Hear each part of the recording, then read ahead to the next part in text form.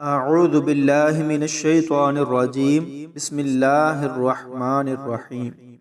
ناظرین، ہم اس ویڈیو میں یہ سیکھیں گے کہ قرآن پاک پڑھتے ہوئے بہت ساری جگہوں پر الف مدہ لکھا نظر آئے گا۔ الف مدہ یعنی خالی الف سے پہلے زبر آئے تو الف مدہ ہوگا، یعنی اس کو ایک الف کے برابر کھینچ کر پڑھا جائے گا۔ لیکن بہت ساری جگہوں پر الف مدہ ہونے کے باوجود الف کو کھینچ کر نہیں پڑھا جائے گا۔ تو اس ویڈیو کو مکمل دھیان سے دیکھیے گا، کیونکہ قرآن پاک کی تلاوت کرتے ہوئے تقریباً ہر آیت میں ایسے حروف دیکھنے کو ملتے ہیں کہ کہاں الف مدہ ہوگا اور کہاں پر نہیں ہوگا۔ تو یہ آج کا بہت ہی زیادہ اہم ٹاپک ہے۔ تو سب سے پہلی مثال دیکھیں، پارہ نمبر 30 سورہ الکافرون آیت نمبر 4، وَلَا أَنَا عَابِدٌ مَا عَبَدتُم۔ تو یہاں وَلَا میں الف مدہ ہوگا، کیونکہ خالی الف سے پہلے زبر ہے، تو اس کو ایک الف کے برابر کھینچ کر پڑھیں گے، یعنی وَلَا وَلَا۔ اس کے بعد دیکھیں عابدم، یہاں بھی خالی الف سے پہلے زبر ہے، تو اس کو بھی کھینچ کر پڑھیں گے، یعنی جہاں بھی خالی الف سے پہلے زبر آ جائے تو اس کو کھینچ کر پڑھیں گے۔ لیکن کچھ جگہ ایسی ہیں جہاں الف کو پڑھا نہیں جائے گا، یعنی الف مدہ ہونے کے باوجود بھی نہیں پڑھا جائے گا، اور وہ 4 ہیں، یعنی 4 جگہ ایسی ہیں جہاں پر ہم الف کو نہیں پڑھیں گے۔ پہلی جگہ جہاں پر ایسے لکھا آ جائے، آنا آنا، یعنی الف پر بھی زبر ہو، نون پر بھی زبر ہو، اور آگے الف خالی ہو، تو اس لفظ کو انا پڑھیں گے۔ آنا ایسے نہیں پڑھنا، انا پڑھیں گے، یعنی کھینچنا نہیں ہے۔ حالانکہ دیکھا جائے تو خالی الف سے پہلے زبر ہے اور یہ آنا ہی پڑھا جائے گا، لیکن اس کو ہم نے آنا نہیں پڑھنا بلکہ بغیر کھینچے انا پڑھیں گے۔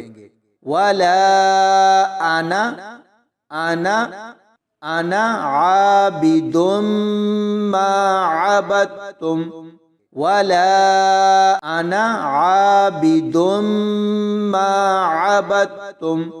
اس کے بعد دوسری جگہ دیکھیں جہاں پر ہم نے الف کو کھینچ کر نہیں پڑھنا، پارہ نمبر 11 سورہ ہود آیت نمبر 97، إِلَى فِرْعَوْنَ وَمَلَئِهِ۔ یہاں دیکھیں الف کے اوپر گول دائرہ ہے، تو اس گول دائرے کی وجہ سے ہم نے الف کو نہیں پڑھنا۔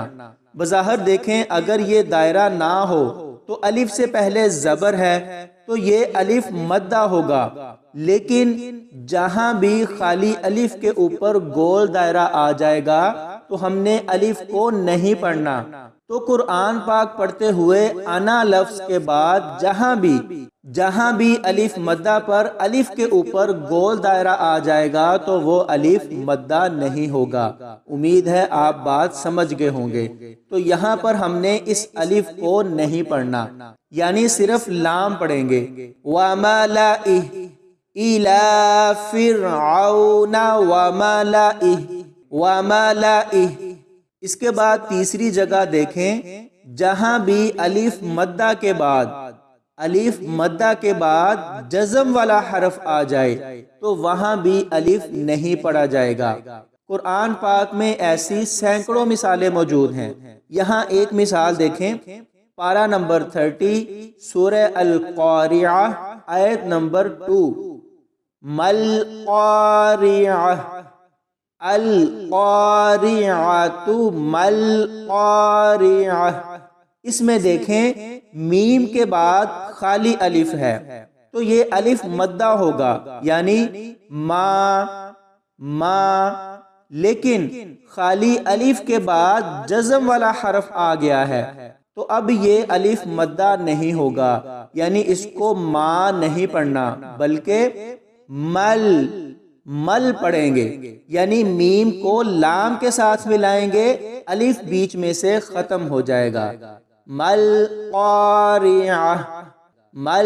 قاریعہ تو قرآن پاک پڑھتے ہوئے جہاں بھی ایسے الفاظ آئیں گے تو ہم نے الف کو نہیں پڑھنا۔ اس کے بعد چوتھی جگہ دیکھیں، یہ بھی تیسری مثال سے ملتی جلتی ہے، یعنی جہاں بھی الف مدہ کے بعد یعنی خالی الف کے بعد تشدید والا حرف ہو تو وہاں بھی الف مدہ نہیں ہوگا۔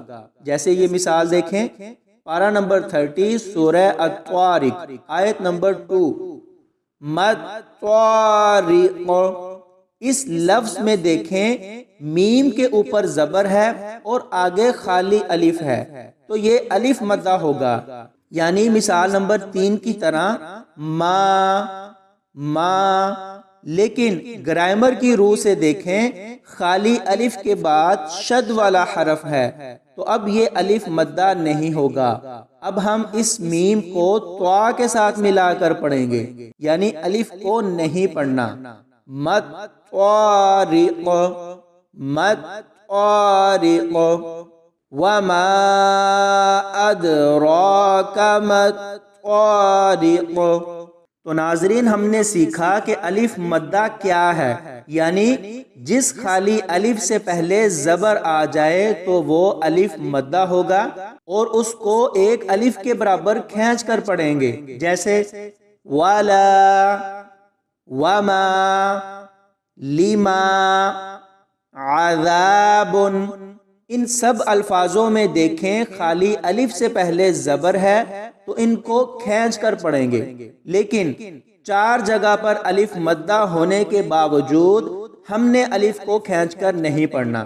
نمبر 1، لفظ آنا، جہاں بھی یہ لفظ لکھا ہوگا الف کو نہیں پڑھا جائے گا۔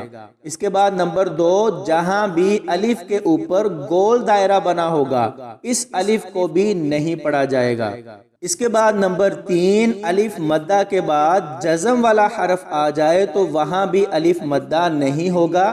نمبر 4، الف مدہ کے بعد شد والا حرف آ جائے تو وہاں بھی الف کو کھینچ کر نہیں پڑھا جائے گا۔